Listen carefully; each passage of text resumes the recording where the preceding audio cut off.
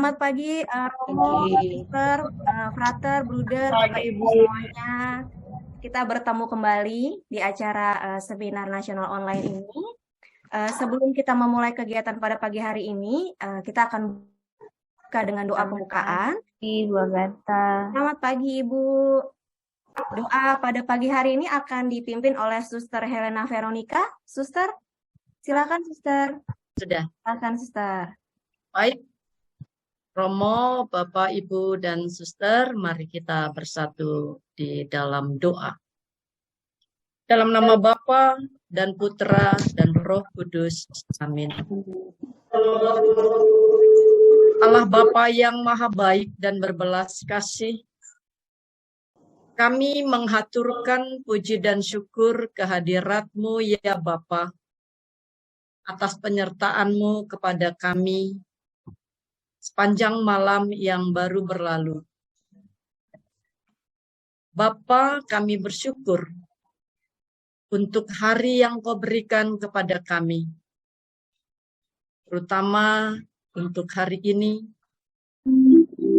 kami dapat bertemu via media sosial ini untuk mendengarkan pemaparan dalam webinar dan juga bahkan sharing pada hari ini.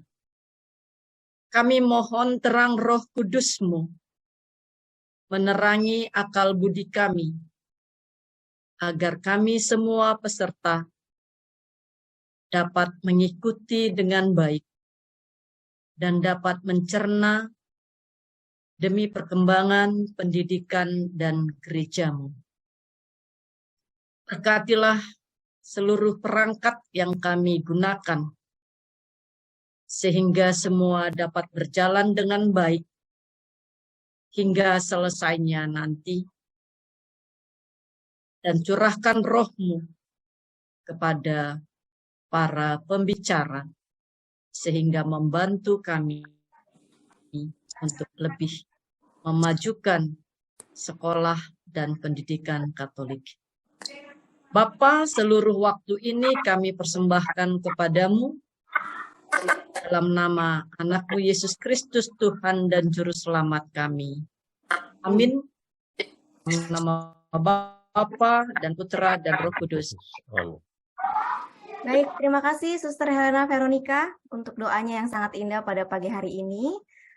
Baik, Bapak Ibu, saya akan menjelaskan sedikit mengenai seminar kita pada pagi hari ini. Sebelumnya mohon untuk memperhatikan mikrofon ya Bapak Ibu selama acara berlangsung sehingga nanti tidak mengganggu penjelasan dari narasumber. Baik, seminar kita pada pagi hari ini adalah Seminar Nasional Pendidikan Katolik, Sekolah Katolik menghadapi disrupsi, kiat bangkit, dan eksis di masa krisis. Bapak Ibu, hari ini kita ada 4 sesi untuk seminar. Nah, nanti selama sesi akan dipandu oleh moderator, Bapak Yohanes Agung atau Pak Agung. Bapak Agung ada di sini, Pak? Boleh menunjukkan diri dulu? Ya. Ada? Oh ya. Ada. Ada pagi, Pak Agung? Pagi juga. Ya, nanti Pak Agung akan membantu kita menjadi moderator ya, Pak ya? Iya, siap. Ya. Baik, nah di 4 sesi ini Bapak Ibu nanti sesi pertama akan diisi oleh Pak Markus dengan temanya Sekolah Katolik dalam Tekanan Disrupsi. Kemudian sesi kedua dilanjutkan dengan sesi dari Romo Kris Silalahi OFM yang temanya adalah Kiat dan Strategi Yayasan Menghadapi Disrupsi. Setelah sesi 1 dan sesi 2, kita ada break sebentar kurang lebih 15 menit. Nanti akan dilanjutkan dengan sesi ketiga yang akan dibawakan oleh Pak Fidelis Waruwu berkaitan dengan pemimpin sekolah sebagai agen perubahan. Kemudian sesi keempat akan dibawakan oleh Pak Markus Mardius berkaitan dengan praktek kepemimpinan sekolah mengatasi krisis. Jadi kita ada 4 sesi sampai kurang lebih jam 12 siang nanti. Pastikan Bapak Ibu tetap bergabung ya bersama kami di seminar nasional ini. Dan juga nanti kami akan membagikan link, isinya adalah untuk absensi dan juga kita ingin melihat bagaimana saran, mungkin ada masukan dari Bapak Ibu, Romo, Suster, Bruder, berkaitan dengan seminar ini. Mungkin apa langkah-langkah yang dapat kita ambil setelah kita melaksanakan seminar ini. Link akan saya bagi melalui chat box, Bapak Ibu. nanti tolong diisi selama acara berlangsung. Baik, itu saja dari saya. Selebihnya kita akan segera memulai untuk sesi pertama. Saya juga mengucapkan sekali lagi selamat datang Bapak Ibu yang baru bergabung dan yang masih dalam perjalanan menuju ke link ini. Silakan langsung bergabung saja. Berikutnya waktu dan tempat saya persilahkan untuk Pak Agung dan juga Pak Markus di sesi pertama. Silakan Pak. Baik, terima kasih. Saya kasih teman-teman atau sekarang Bapak Ibu Suster Romo, kita kasih jempol buat Ibu Agatha dulu dong, luar biasa. Tepuk tangan buat teman-teman dong. Terima kasih. Makasih Ini Pak, Bapak Ibu. Biar nggak serius-serius banget. Jadi kita sersannya serius tapi sangat. Terima gitu, kasih. ya. Sedang sekali, toh. Karena kita lagi berpuasa. Oh, nggak ada hubungan dengan puasa ya, karena saudara yang lain berpuasa ya.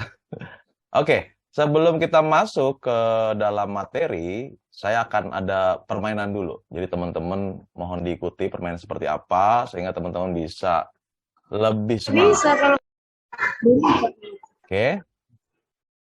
Nah, saya izin sharing sebentar ya. Izin sharing.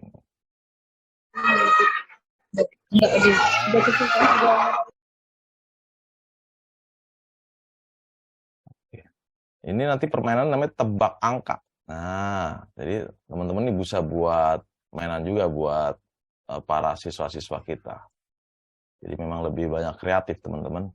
Oke. Sip ya, tolong teman-teman siapkan entah media kertas atau handphone untuk menulis, ya kan?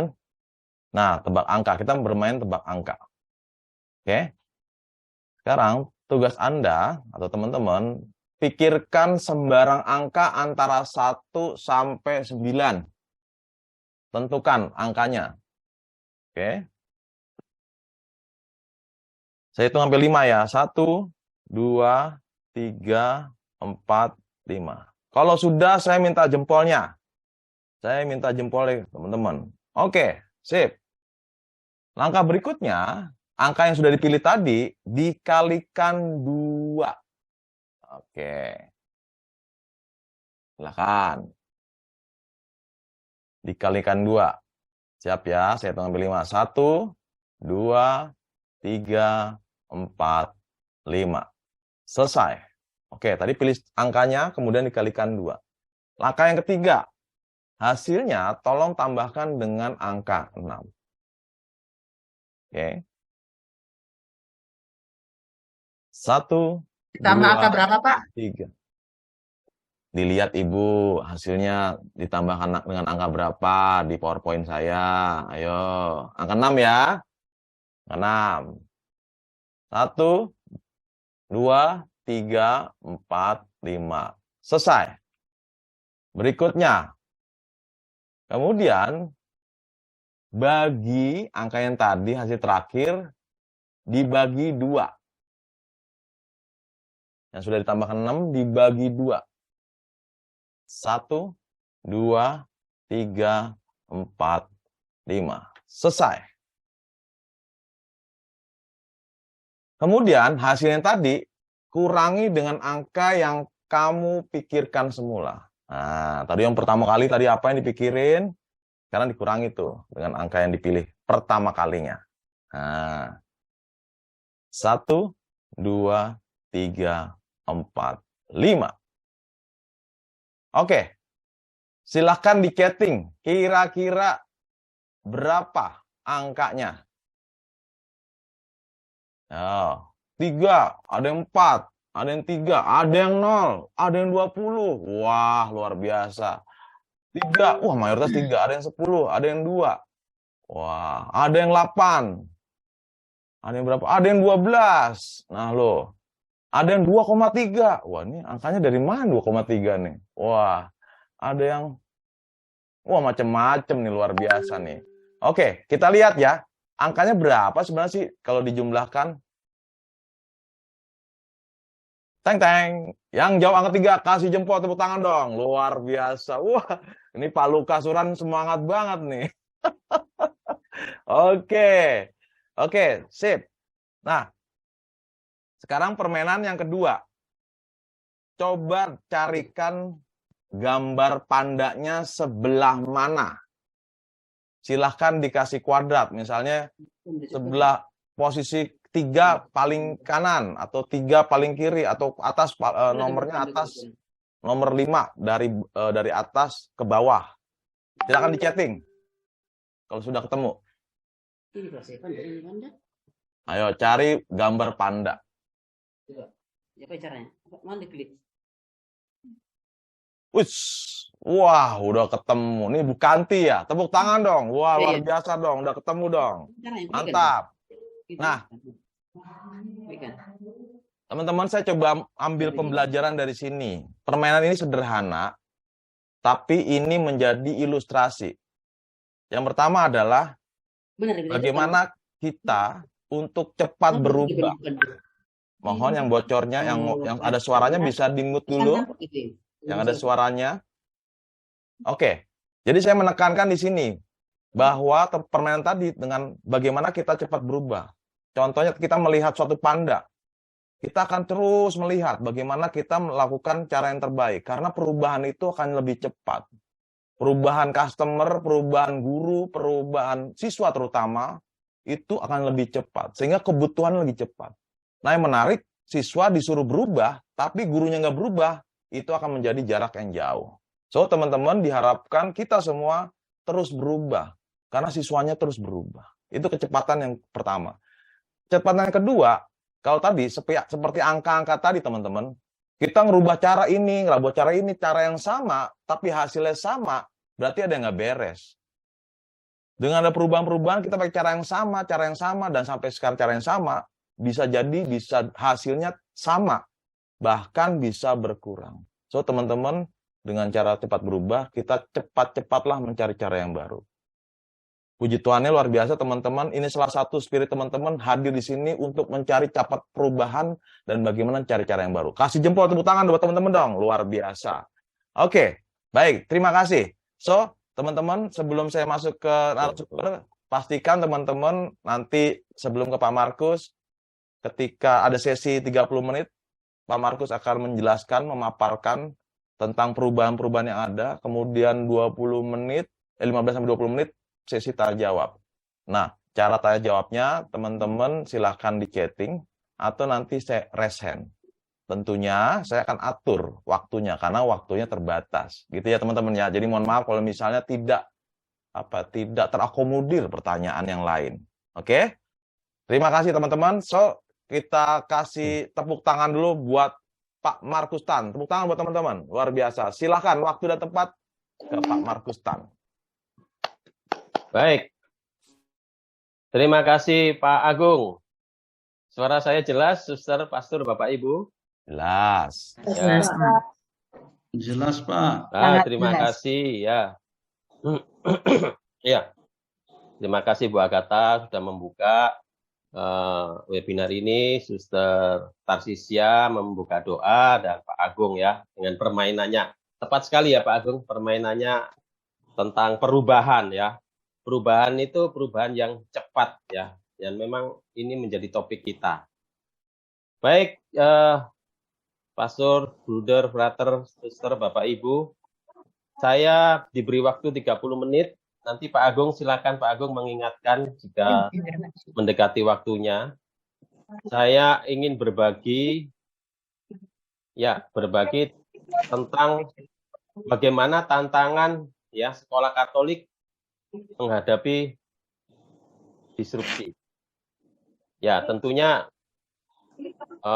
ada kemungkinan besar ya Pastor, Suster, Bapak Ibu sudah mengenal ya tentang disrupsi, sudah kena pandemi, sudah banyak perubahan ya yang terjadi selama kita bimbing di sekolah ya.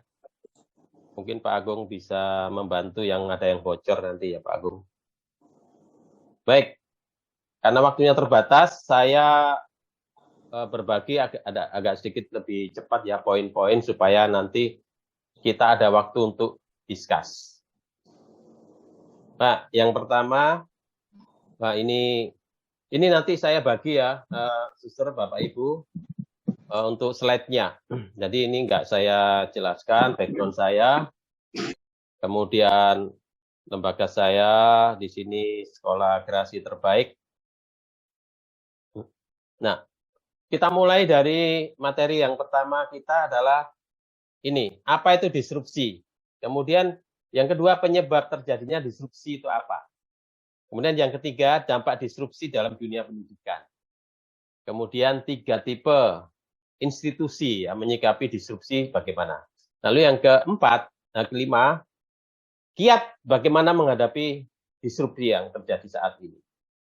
Oke, kita mulai dari awal ya.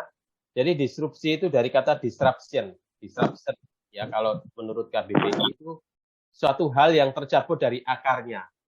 Jadi seperti begini, disrupsi itu merubah tatanan ya Bapak Ibu ya. Jadi makanya menyikapinya kita harus juga melihat sistem yang lama, cara yang lama itu up to date atau tidak. Kalau tidak up to date maka tergusur. Ini terjadi dan kenyataannya di dunia bisnis sudah terjadi cukup lama. Ini contoh ya. Misalkan Kodak. Bapak Ibu, Suster, Pastor, ya. Kodak ini kan dulu kan Kodak, Fuji kan sering kita pakai untuk dokumentasi. Ini karena terlambat merespon teknologi digital. Akhirnya ya udah jadi punah. Kemudian ini yang fenomenal ya, HP, Nokia ini juga sama. Terlambat ya, terlambat merespon teknologi telepon ya, telepon genggam. Kemudian yang lebih ini juga ya melegenda yaitu BlackBerry. Dulu kalau kita kenalan mesti tanya nomor PIN BB-nya berapa, nomor BBM-nya berapa, mesti seperti itu. Tapi sekarang udah nggak berlaku lagi. Nomor WA-nya sekarang, WA-nya berapa ya, ganti. Nah, walaupun secara institusi Nokia perusahaannya masih ada Bapak Ibu ya, Suster ya, masih ada, masih eksis. Tapi bukan di bidang telepon seperti ini ya. Kemudian BlackBerry juga di bidang sekarang, di bidang ini, security. Nah, taksi juga sama. Taksi manual tergusur oleh taksi Grab, Gojek ya. Ini juga karena disrupsi teknologi. Kemudian kalau di pendidikan lembaga bimbingan belajar dulu setiap ada cabang BCA itu selalu di sebelahnya masih ada Primagama ya, kursus Primagama.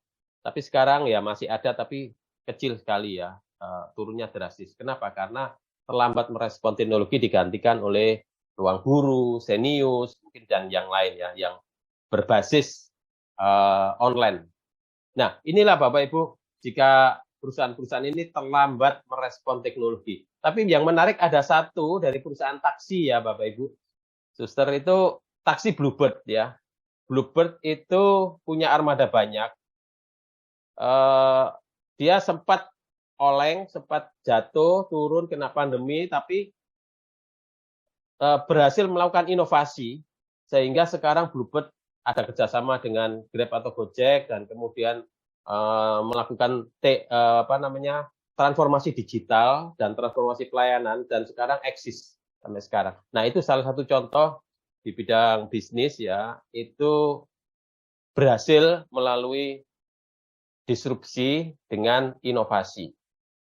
Baik, ini saya mengutip dari seorang tokoh ya, Peter Diamandis, jadi founder Singularity University. Dia mengatakan bahwa kenapa terjadi disrupsi itu karena dia ada 6 poin ya, 6 poin, tapi saya tidak menjelaskan ke 6-6-nya, saya mengutip satu ya.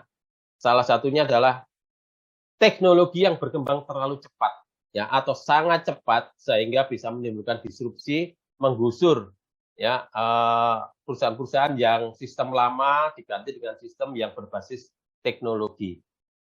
Nah, di sini dikatakan ya, market lama mulai terganggu dengan perkembangan teknologi. Misal ya, Gojek, Grab mengganggu market taksi manual ya, artinya taksi yang biasa kita temui di jalan. Akibatnya terbentuklah market baru, yaitu merebut market yang lama tersebut. Sehingga sekarang adanya taksi yang aplikasi. Nah, oleh sebab mesin dan robot atau teknologi, pengalaman dan skill yang telah dipelajari selama bertahun-tahun, ya seseorang selama bertahun-tahun, bisa hilang dengan jentikan jari, Bapak Ibu, karena kebutuhan market yang berubah cepat. Nah, ini menjadi catatan, bisa juga di dalam dunia pendidikan juga sama. Keahlian Bapak Ibu sebagai guru, ya, suster juga sebagai guru ya, itu keahlian yang lama dulu, cara mengajar semuanya, itu bisa tidak terpakai ya. Tidak terpakai, diganti dengan cara-cara yang baru. Cara lintas mapel, cara project, cara mencipta sebuah pembelajaran yang menarik dengan online. Nah, ada banyak cara seperti itu, cara-cara baru. Nah, ini memang kenyataan Bapak Ibu. Jadi seperti itu. Dan seringkali problemnya adalah Bapak Ibu guru seperti Pak Agung tadi cerita tidak mau berubah, tidak mau belajar ya. Ya memang kondisi yang menciptakan seperti itu, situasinya Bapak Ibu ya, suster. Jadi kita mesti mau untuk belajar, mau mulai dari nol lagi. Ini contoh ya, eksponensial teknologi, ya, teknologi yang berkembang secara cepat. Dulu ini dari sisi transportasi ya, dulu transportasi hanya dengan kuda. Di abad-abad, bahkan di zaman Yesus ada keledai. Nah, tahun 1886 itu baru kendaraan beroda 2. Bukan motor, tapi sepeda angkutan, transportasi beroda 2. Jadi jaraknya ribuan tahun. Kemudian dari sepeda ini menjadi motor ya, tenaga uap 1908. Butuh waktu lebih pendek lagi 22 tahun. Nah, di sini saya cantumkan di bawah ini, yaitu tahun 2012, ini mobil listrik ya Bapak Ibu, suster, Tesla, ya mobil Tesla diluncurkan tahun 2012. Pemiliknya Elon Musk, salah satu yang terkaya di dunia. Dia butuh waktu 7 tahun menciptakan sebuah pesawat untuk mendaratkan orang di Mars atau bulan. Hanya dalam waktu 7 tahun. Nah, ini luar biasa, percepatannya luar biasa. Dan ini yang disebut dengan eksponensial teknologi. Karena perubahan yang cepat ini, maka teknologi ini sangat berguna dalam setiap bidang kehidupan ya. Jadi kita akan batasi ya sekarang ini adalah di bidang pendidikan. Nah, OECD sendiri, OECD itu adalah Badan Penyelenggara Tes PISA. Tes PISA itu OECD ORG, nanti Bapak Ibu suster bisa download di situ. Ada banyak e-book informasi. Salah satunya yang saya kutip di sini saya ambil, yaitu tentang kompetensi apa sih yang dibutuhkan di tahun 2020 nanti. Ya, jadi OECD membuat framework sampai 2030. Lebih lengkapnya banyak ya, karena ini waktunya terbatas, saya tidak bisa berbagi lebih banyak, bisa langsung ke websitenya nanti. Jadi diperlukan knowledge, kemudian knowledge itu pengetahuan yang diperlukan. Lalu skill, lalu kemudian attitude dan value. Bukan hanya punya Bapak Ibu, tapi memiliki kompetensi perpaduan dari 3 hal ini, knowledge, skill, dan attitude dan value, itu menjadi sebuah kompetensi. Jadi harus diuji di sekolah melalui project, ya, melalui field trip, melalui outdoor learning, dan banyak hal yang berbasis teknologi, ya, digital. Nah, kemudian baru siswa itu lulusan, kualitas lulusnya dinyatakan siswa yang punya kompetensi yang lengkap untuk menyongsong abad 21. Itu OECD Education. Nah, pertanyaannya, sudahkah kita memperhatikan hal ini ya? Jadi ini hanya sebagai refleksi Bapak Ibu. Saya berbagi untuk refleksi apakah sekolah kita sudah mengadopsi pembelajaran yang seperti ini. Kalau belum, misalkan hanya berfokus pada memorize, menanyakan soalnya, misalkan soal ujian, sebutkan. Nah, kalau masih kata sebutkan, jelaskan, itu berarti di tingkat memorize Bapak Ibu. Harusnya adalah di tingkat praktek ya, terutama di praktek. Nah, untuk lebih jelasnya nanti setelah slide ini saya akan berbagi lebih lagi. Nah, ini adalah skill yang dibutuhkan di abad 21. Ini juga sama, saya mengambil dari OECD ada maupun dari partnership 21. Skill abad 21 yang diperlukan ada 3 pilar, learning skill, literasi skill, dan life skill. Seringkali kita sudah mengenal ya 4C, 4Cs. Critical thinking, creativity, innovation, communication, dan kolaborasi. Tapi seringkali dalam praktiknya masih kurang. Jadi ini bisa menjadi refleksi buat kita, apakah kita juga sudah menerapkan literasi skill, information literasi, media literasi, ya. Pak, jangankan literasi, Pak, teknologi ataupun internet, jaringan kami aja lemah. Nah, ini kondisi yang terjadi di lapangan ya, terutama di sekolah-sekolah yang di daerah. Nah, ada seorang kepala sekolah, guru juga mengeluh waktu kita melakukan coaching di daerah Sumatera misalkan. Gimana Pak, jaringan susah, orang tua juga nggak bisa, nggak cocok Pak, teknologi nggak cocok, melalui online, belum waktunya. Ya. Nah, hal itu Bapak Ibu seringkali menjadi kendala kita. Tapi saya menyarankan sebaiknya Bapak Ibu suster menyambut ya, menyongsong perubahan itu akan cepat atau lambat akan kita alami. Mungkin di daerah luar Jawa itu agak keterlambatan. Tapi kenapa nggak kita mulai mengambil sebagai pionir? Nah, itu kan sehingga kita akan siap nantinya saat itu terjadi dan mau nggak mau kita harus berubah ke arah sana.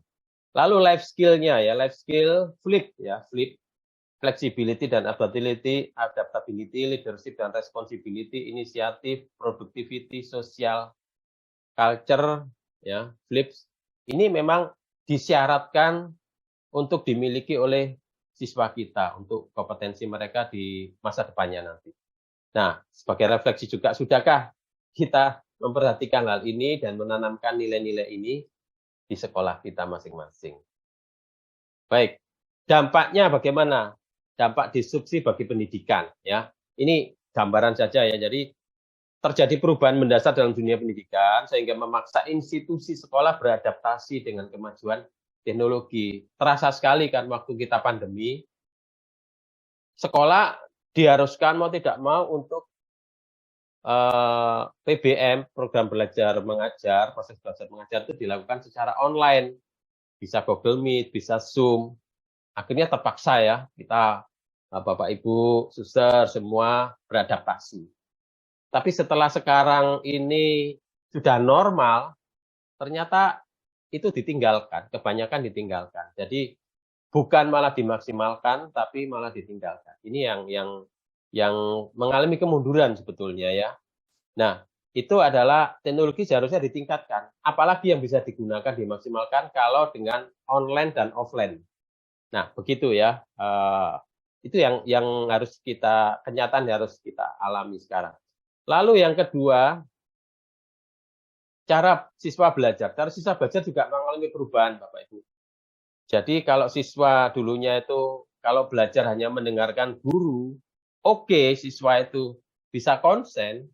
Sekarang karena udah terbiasa dengan HP, terbiasa dengan terpapar dengan visual, dengan video, dengan audio, dengan gerak, sehingga siswa itu rentang fokusnya menjadi pendek. Sehingga tidak bisa lagi Bapak Ibu untuk kita mengajar dan anak-anak diam semuanya, dengarkan Ibu, dengarkan saya gitu. Nah, udah nggak bisa lagi. Maka yang harus dibentuk adalah mereka terbenam dalam pembelajaran itu. Jadi dengan student center, dengan interaksi satu sama lain, dengan mengambil sumber dari internet, dengan diajari untuk belajar mandiri dalam pembelajaran, kemudian menganalisa, menciptakan sesuatu, diskusi dengan temannya. Nah, ini memang eranya seperti itu, era siswa yang sekarang, Bapak Ibu. Jadi harus dirubah, guru yang dulunya sebagai sumber pembelajaran diganti guru sebagai fasilitator. Pasti ini juga sering kita dengar, tapi seringkali mindset kita masih mindset lama, sehingga kita nggak bisa terbiasa ya untuk merubah pola cara kita mengajar. Ini juga cara guru mengajar. Cara guru mengajar ini juga sekarang ada banyak perubahan. Seringkali guru dituntut untuk penuntasan materi. Nah, ini kelemahan di Indonesia yang sudah dikritik oleh OECD tadi, PISA, bahwa pelajaran di Indonesia itu terlalu banyak, ada 13 bahkan sampai 15 mata pelajaran. Sehingga kita tahu, siswa kita tahu banyak hal, tapi sedikit-sedikit Bapak Ibu, tidak dalam. Beda dengan mereka-mereka yang pelajar yang di Singapura, di Cina, Taiwan, Korea, Jepang, Selandia Baru, Australia, Finlandia, seperti itu. Mereka pelajarannya cuma 7, 8 ya paling banyak, tapi dalam. Dan pada tingkat mereka mencipta, pada tingkat mereka menganalisa. Nah, itu perbedaannya. Sehingga kenapa siswa kita hanya tahu banyak hal tapi sedikit. Pada akhirnya ya tidak bermanfaat. Ya. Oke, cara guru mengajar ini akan ada banyak perubahan.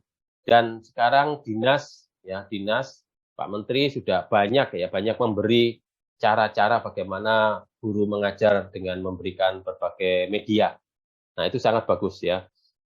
Kemudian cara promosi sekolah juga mengalami banyak perubahan, Suster Bapak Ibu. Kalau dulu ya promosi sekolahnya adalah kita roadshow, kita pasang banner, kita pasang poster, kita roadshow kunjungan ke sekolah-sekolah yang menjadi target kita. Tapi kena pandemi, pada akhirnya kita tidak bisa lakukan itu. Ya. Dan era teknologi memungkinkan kita untuk melakukan banyak hal secara online.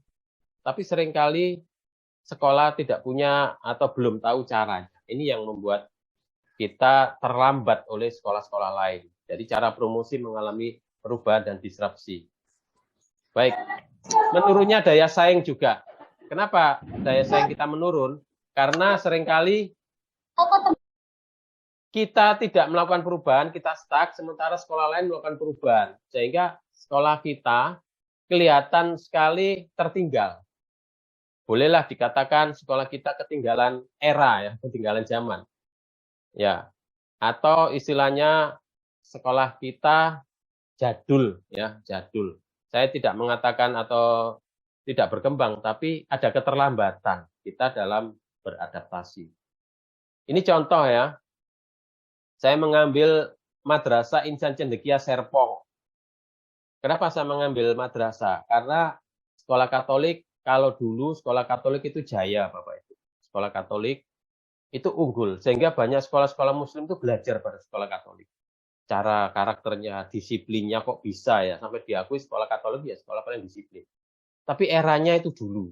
Era sekarang adalah, coba kita lihat, Madrasah Insan Cendekia ini dulunya itu sekolah negeri, sekolah Katolik levelnya, kemudian baru madrasah. Madrasah dinilai kelas 3, Bapak Ibu, Suster. Sekarang, coba sekarang dilihat ya, terbalik sekarang. Madrasah sudah bisa mengalahkan sekolah negeri, Bapak Ibu. Keunggulannya ya, jadi daya minatnya itu kalah, sekolah negeri masih kalah dengan Madrasah Insan Cendekia. Kemudian baru sekolah negeri nomor 2 dan nomor 3-nya sekolah Katolik yang paling bawah. Nah, ya ini survei kecil-kecilan Bapak Ibu. Coba kita lihat. Ruang belajarnya seperti ini. Bukan teater. Ini ruang belajar abad 21. Apakah ruang belajar di tempat Bapak Ibu seperti ini atau modelnya teater? Seperti kelas-kelas kita nonton bioskop ya. Karena ini bisa mengakomodasi kolaborasi bisa, diskusi bisa ya, praktek bisa. Jadi modelnya seperti ini. Ini sudah diterapkan di Insan Cendekia dan juga sekolah-sekolah yang lain ya. Saya hanya mengamati beberapa yang saya tahu. Oke, dampak disrupsi. Selama ini wajah sekolah Katolik di tengah masyarakat memang baik. Namun kenapa jumlah muridnya kian menurun? Ini saya kutip dari pernyataan Romo Vincentius Darmin Hula, jadi ketua MNPK ya sekolah Katolik ya di Indonesia, pendidikan Katolik. Jadi ini menjadi pertanyaan bersama. Sekolah Katolik bagus, tapi kenapa jumlah muridnya kian menurun? Nanti akan terjawab di akhir sesi seminar ini. Nanti beberapa panelis akan mengkritisi ini. Nah, situasi berubah, Bapak Ibu, Suster, dunia berubah, tetapi banyak sekolah Katolik masih seperti yang dulu. Ya, aku masih seperti yang dulu.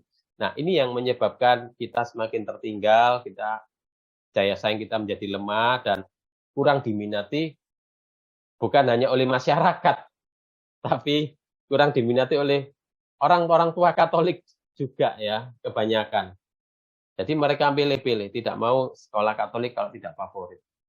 Nah, ini realita, Bapak Ibu ya, suster, realita yang terjadi. Nanti kita bawa lagi ke realitanya. Apakah, tapi Pak, sekolah Katolik itu diakui pendidikan karakternya. Ya nanti kita lihat ya, kita lihat di belakang nanti akan saya jelaskan. Ini saya jelaskan 3 tipe institusi dalam menyikapi era disrupsi. Jadi ada 3 tipe. Bapak Ibu suster, unit atau yayasan kami, Bapak Ibu termasuk yang mana ya? Termasuk tipe yang mana? Tipe yang pertama adalah institusi tersebut, unit tersebut terlambat menyikapi perubahan. Namanya terlambat berarti ada resiko ya, ada konsekuensi yang harus ditanggung. Kemudian yang kedua beradaptasi terhadap perubahan. Oke, beradaptasi ini masih lumayan. Jadi masih PK walaupun ada keterbatasan-keterbatasan.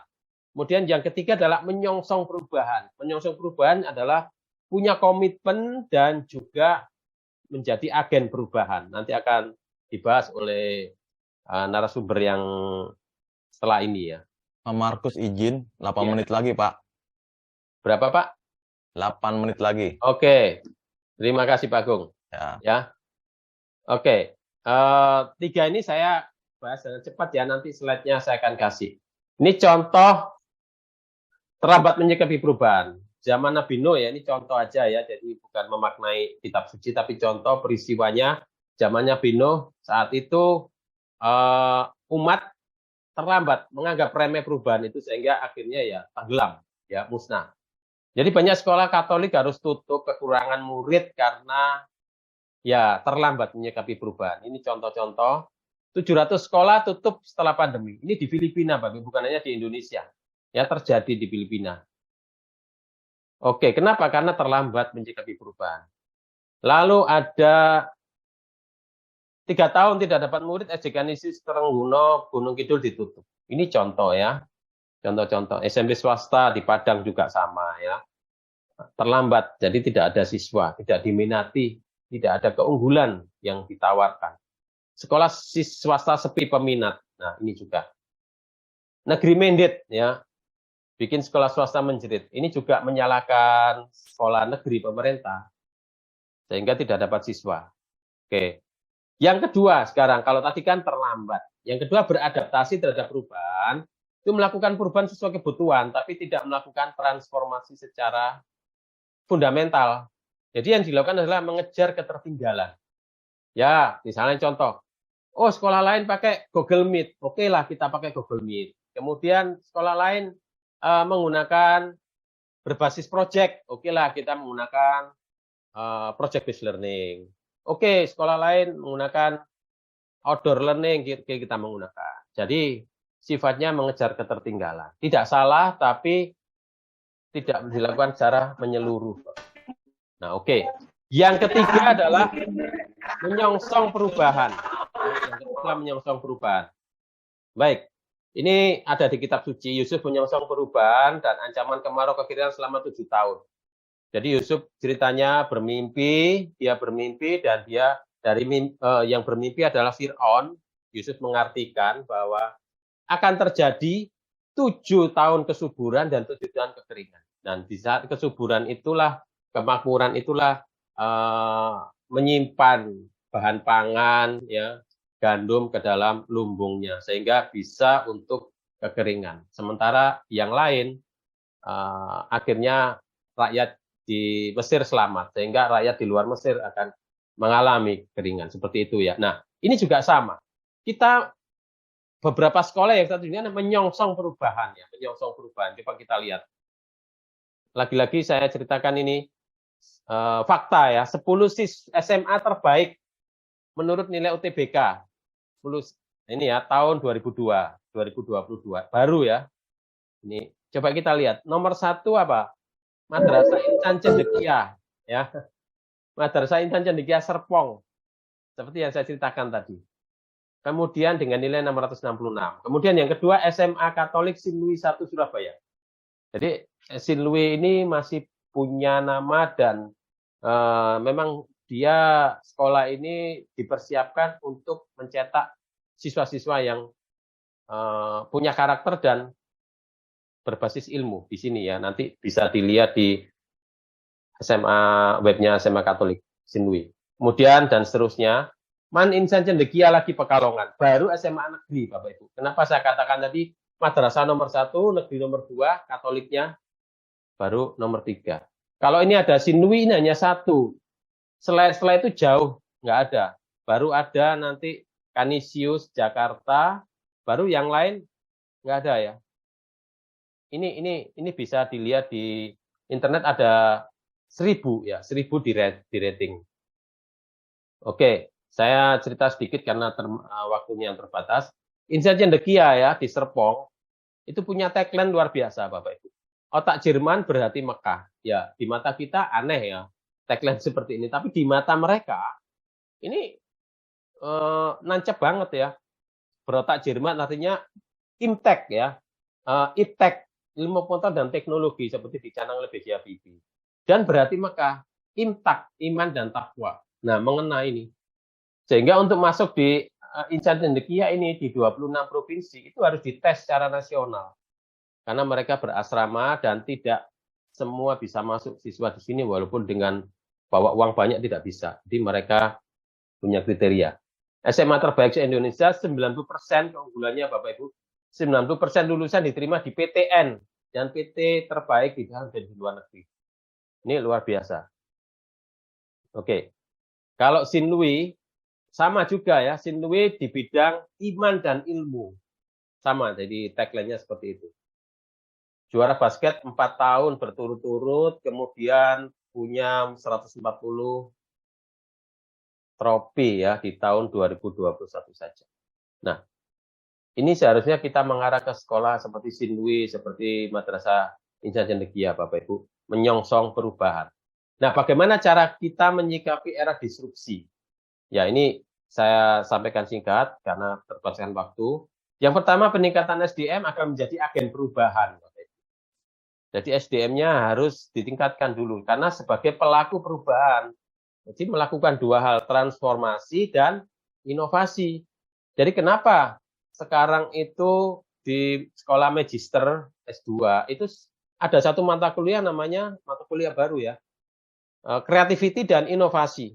Mata kuliah itulah yang menangkal disrupsi termasuk di bidang pendidikan. Kebetulan saya atau Bu Agatha ini juga lagi studi S2 ya, jadi pasti juga mengalami hal itu. Ada transformasi pembelajaran, kemudian transformasi digital, transformasi kepemimpinan, transformasi pemasaran, lalu transformasi manajemen. Nanti tentang kepemimpinan nanti dan agen perubahan nanti Pak Fidelis, Pak Markus Madius dan Romo nanti yang melanjutkan. 1 menit lagi Pak Markus. Ya. Nah, Izin. ini baik Pak Agung, saya akan selesaikan ini ya. 9 karakter guru Bapak Ibu, silakan nanti saya akan kirimkan slide-nya. Yang pertama itu fleksibel, kemudian student center, lifelong learner ya, melek teknologi adaptif, paham kolaborasi, dan kemudian berpikir ke depan, kreatif dan inovatif dan reflektif ya.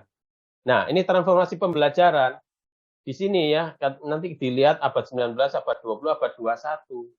Industri kreatif, menganalisis dan mengelola informasi, belajar dari beragam sumber, ya, internet, lingkungan, lalu cara belajar mandiri, murid mendesain tujuan belajar, lalu corak komunikasi, menekankan diskusi dan presentasi.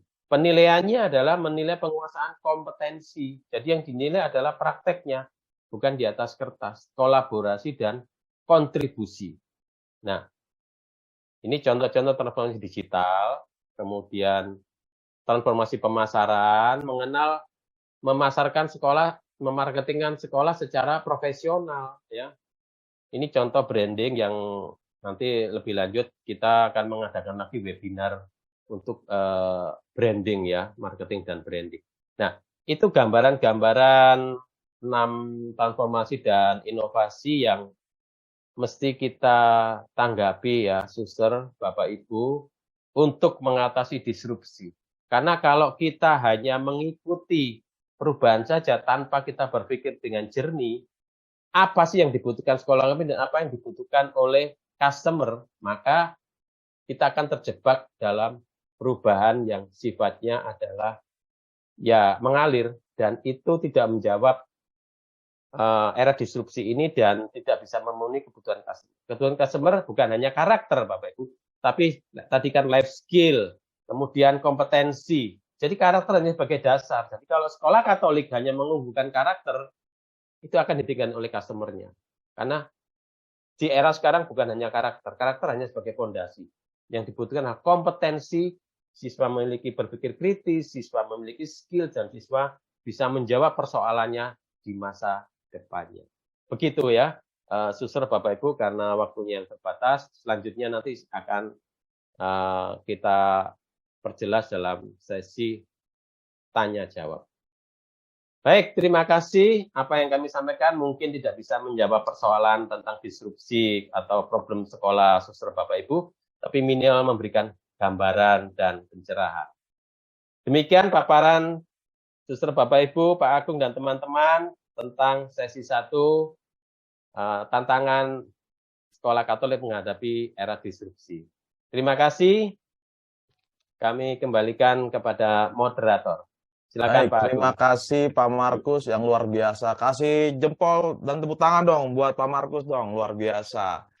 Oke, terima kasih. Nah, sekarang masuk ke sesi tanya jawab kurang lebih 15 menit sampai 20 menit paling maksimal. Saya mungkin minta 3 volunteer dulu nih. Siapa yang ingin bertanya? Oke, baik. Yang pertama kepada nanti Ibu Elizabeth, kemudian Ibu Maria, M. Sri, Murah Hati, dan kemudian Pak Juniarto Sidabutar. Sementara itu dulu. Oke, kalau ada waktu nanti kita akan masuk ke berikutnya. Silakan Ibu Elizabeth.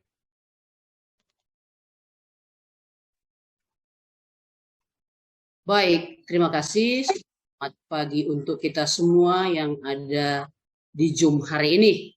Perkenalkan, nama saya Elizabeth Sudistin Gultom, Kepala Sekolah SMP Cintaret 3, Jalan Kain Batik Memantang Siantar. Horas.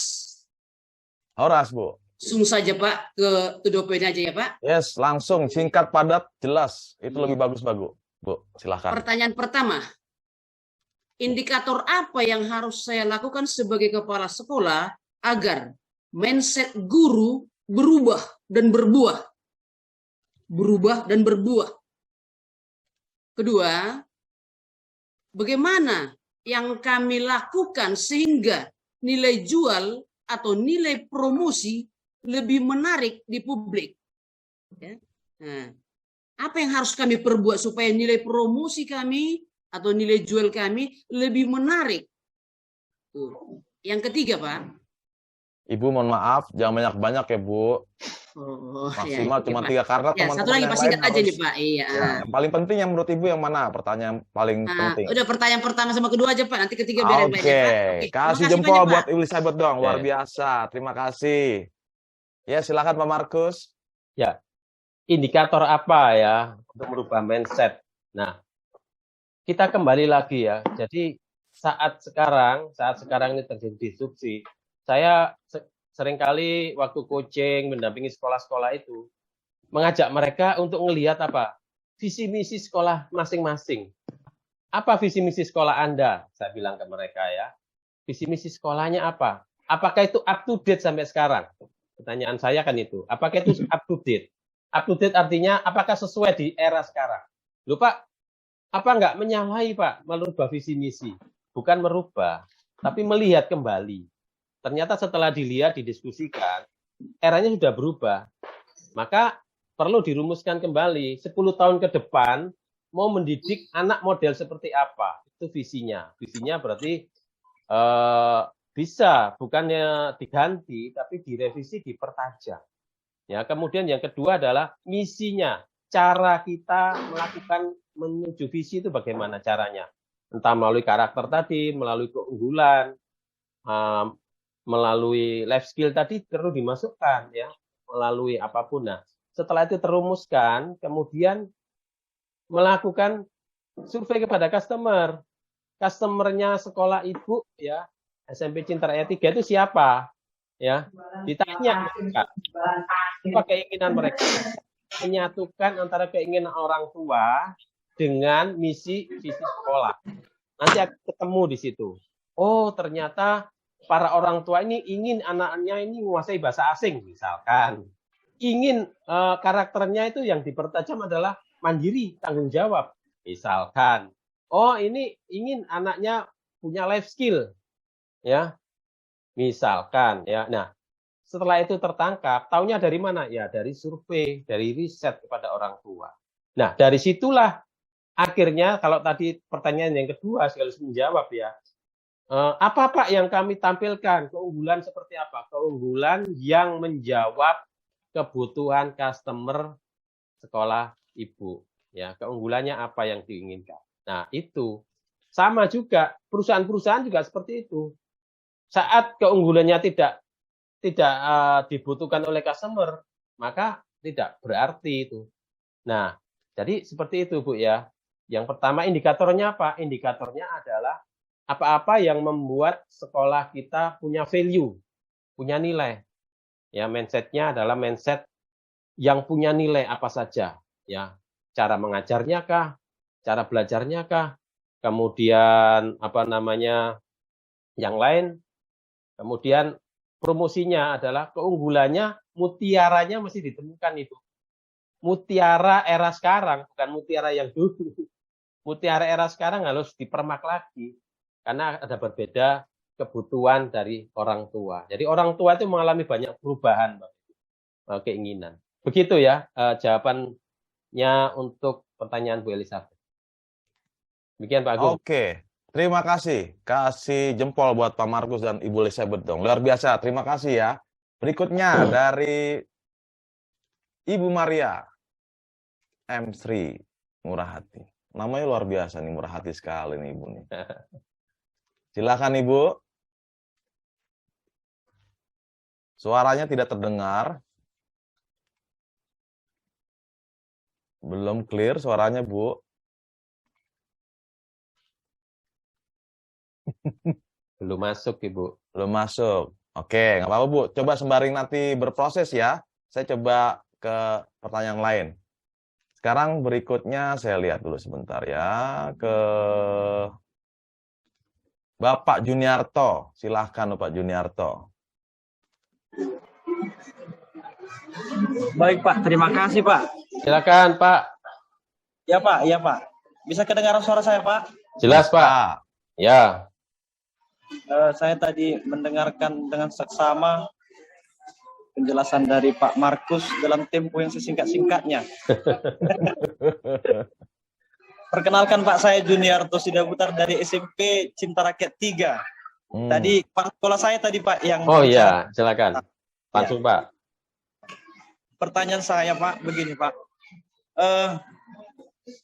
Kita tidak dapat memungkiri bahwasanya faktor ekonomi merupakan salah satu faktor yang mempengaruhi kemajuan sekolah dan siswa.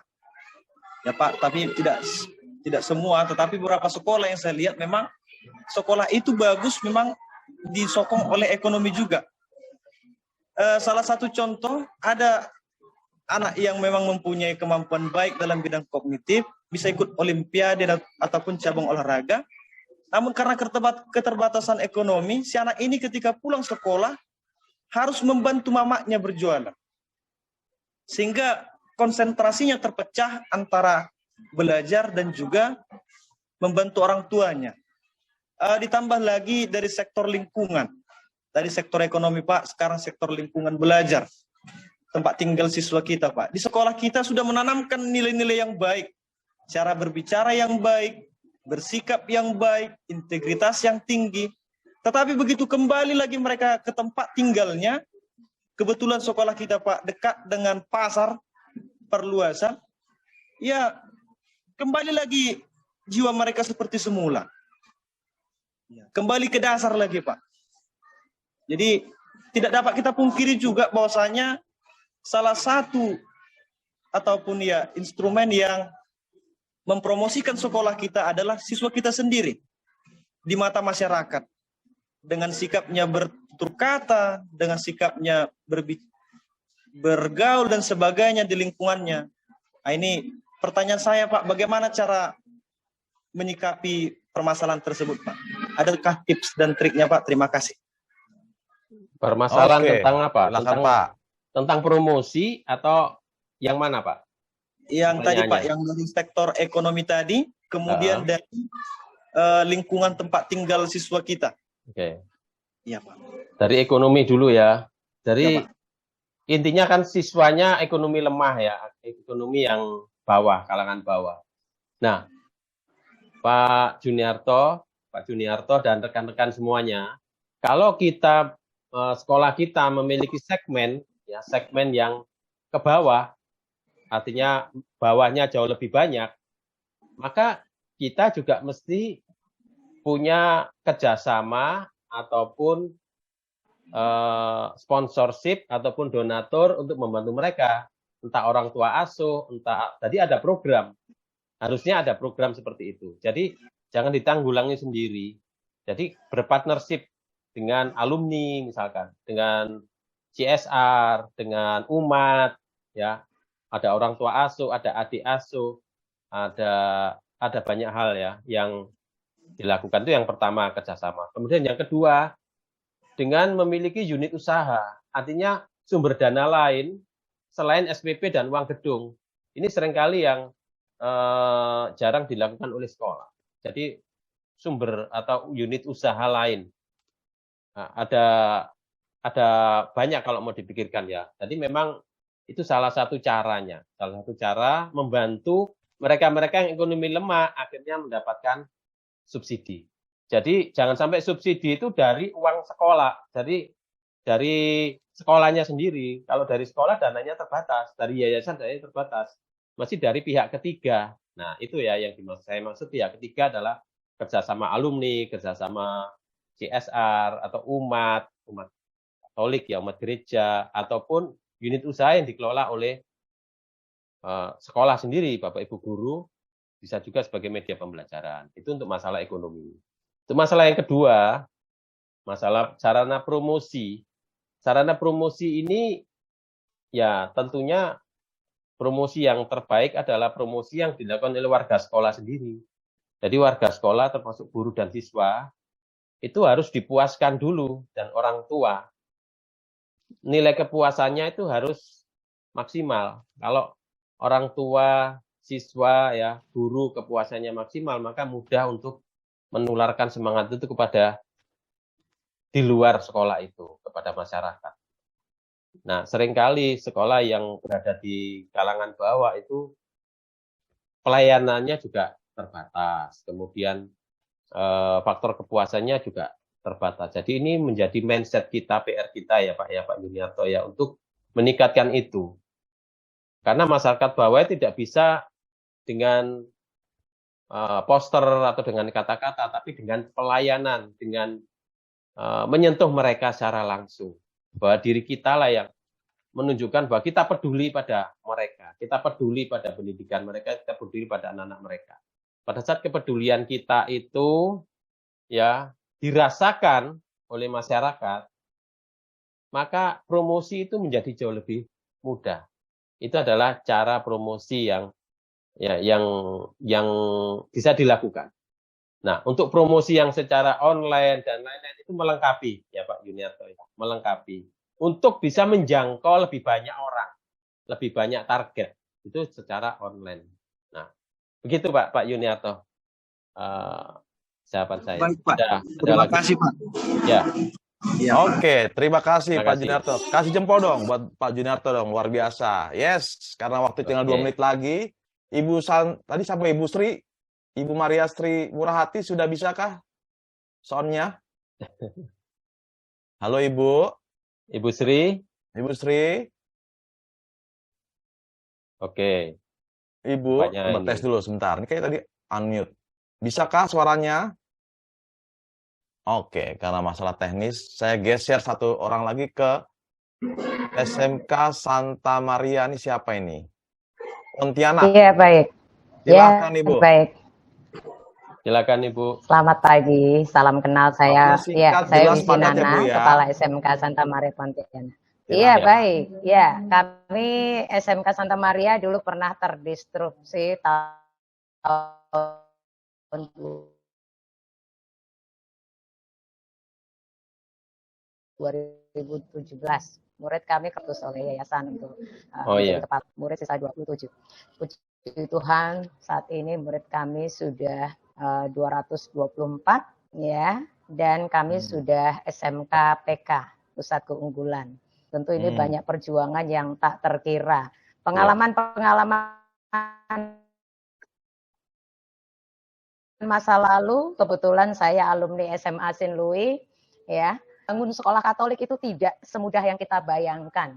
Ada kunci keberhasilan terkait manajemen, terkait SDM, finansial, dan semuanya memang menjadi hal yang mutlak adanya. Nah, yang menjadi pertanyaan saya, Bapak, kami selama 5 tahun jujur bersama guru-guru jungkir balik ya untuk membangun sekolah, mengembangkan sekolah, mempertahankan dari proses apapun menjadi mutlak adanya. Pertanyaan saya, bagaimana mempertahankan ya personal value, meningkatkan personal branding guru ya dari aspek apapun gitu. Kemudian yang kedua, selama ini kan kita banyak terjebak bagaimana guru-guru itu ada yang kopas kurikulum pemerintah. Sementara saya sangat kurang setuju jikalau ya guru itu membangun kurikulum dengan cara kopas. Membangun kurikulum sekolah Katolik kan harus tepat. Ya, saya masih teringat dulu waktu saya masih di SMA Sin Louis betapa menurut saya pribadi sampai sekarang saya masih bangga dengan alma mater saya gitu kan. Itu membangun kurikulum yang tepat itu luar biasa ya, guru-guru berbaku luar biasa mendidik kami gitu. Nah, hanya masalahnya sekarang kondisi berbeda. Guru yang dihadapkan saat ini berbeda dengan dulu dan itu pasti karena menyangkut generasi yang berbeda gitu. Bagaimana trik dan tip dari Bapak ya untuk membangun kurikulum yang tepat di persekolahan Katolik? Terima kasih. Ya ini. Oke, silakan Pak Markus. Terima kasih. Ibu, panggilannya Ibu? Nana. Ya, Ibu Nana. Nana. Ibu Nana. Ya, ini pertanyaan yang bagus ya. Pengalaman Ibu Nana luar biasa ya di Pontianak. Ya. Nah, yang pertama, bagaimana meningkatkan personal value para guru ya pertanyaannya ya. Nah, Suster, Bapak Ibu, memang tidak ada resep yang tepat ya, resep yang tepat. Tapi memang kita mesti punya dasar-dasar untuk meningkatkan kompetensi para guru. Ya. Jadi itu kembali lagi kepada visi misi kita di sekolah kita. Jadi saat visi misi itu diaplikasikan dalam bentuk untuk menjalankan misi ini, maka guru harus memiliki kompetensi A, B, C, D. Nah, seperti itulah Bu ya. Jadi turunan dari misi itulah keluar nanti kompetensi untuk mencetak kualitas lulusan. Kan itu ya. Nah, kalau di skup lagi di sekolah Katolik, berarti yang sesuai dengan ciri khas sekolah itu yaitu Katolik. Jadi kurikulum yang dari dinas plus ada plusnya itu ya. Plusnya adalah kurikulum ciri khas itu yang mesti ditambahkan. Itu yang mesti dipikirkan oleh sekolah. Jadi sekolah yang merancang. Jadi ada sekolah yang merancang itu, misalkan ciri khas itu nanti yang menjadi keunggulan. Seperti Sin Louis yang alma mater Ibu ya. Itu kan punya keunggulan. Dia terdepan dalam iman dan ilmu. Tagline-nya begitu ya. Nah, memang diwujudkan dalam imannya. Ada program-program, ada program live-in, ada program retreat, ada program field trip, ada banyak. Dan ilmunya juga diwujudkan semuanya. Nah, disitulah diperlukan guru yang berkompeten untuk menjalankan program itu.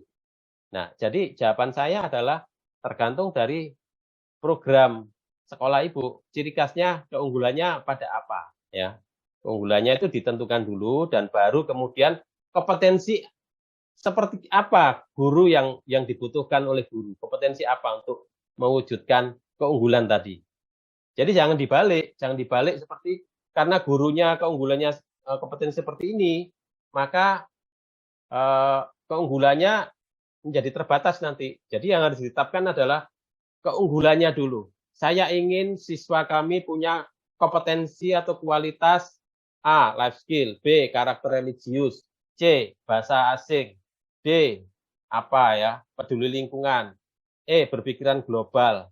Ya, nah, kemudian ada gap antara kompetensi guru dengan keahlian tadi. Gap-nya itulah yang diciptakan dalam sebuah pelatihan untuk meningkatkan kualitas gurunya tadi.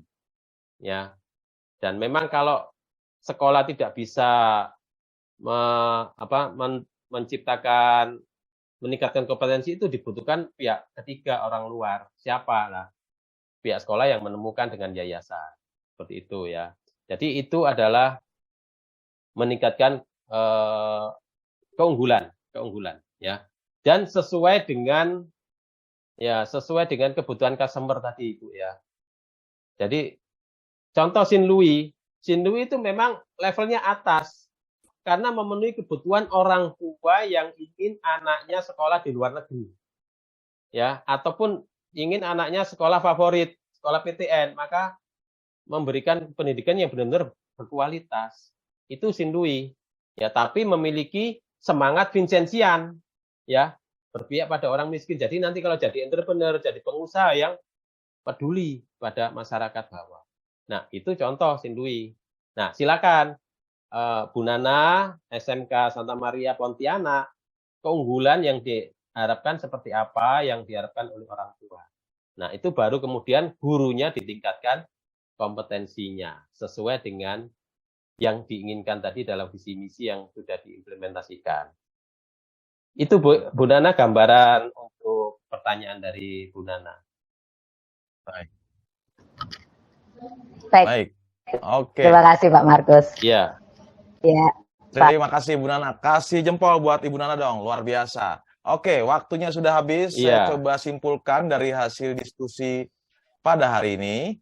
Jadi kata kuncinya dari catatan saya dari sisi dari tadi tanya jawab adalah pertanyaan adalah bagaimana kita untuk memenuhi kebutuhan. Jadi bagaimana kita menyatukan kebutuhan masyarakat dan visi misi sekolah itu sendiri. Jadi antara sinkronisasi kebutuhan masyarakat dan visi misi itu harus diselaraskan. Jangan sampai lari-lari sendiri dan itu akan menjadi gap buat Anda. Yang kedua, bagaimana tadi seperti Bu Nana, prinsipnya gimana nih? Kita konsisten menghidupkan visi misi dan core value sekolah tersebut. Sehingga itu menjadi budaya, atmosfer untuk membentuk karakter guru-guru dan kepala sekolah itu sendiri. Jadi itu yang paling penting, organisasi punya karakter yang kuat, sehingga dampaknya kepada tentunya siswa. Yang berikutnya, bagaimana untuk pengaruh lingkungan ekonomi yang mungkin siswanya juga lemah dari sisi ekonomi. Nah, kalau zaman dulu, sekolah-sekolah Katolik dulu kan bisa kuat karena disubsidi oleh para romo, yang romo minta donatur dari luar negeri. Lah, zaman sekarang udah nggak ada lagi. So, teman-teman, untuk membantu kalangan siswa yang lemah, teman-teman bisa berkolaborasi para donatur, menyandang dana, bahkan alumni bisa dikerahkan untuk membangun sekolah untuk lebih baik, terutama dalam membantu siswa untuk kalangan ekonomi ke bawah.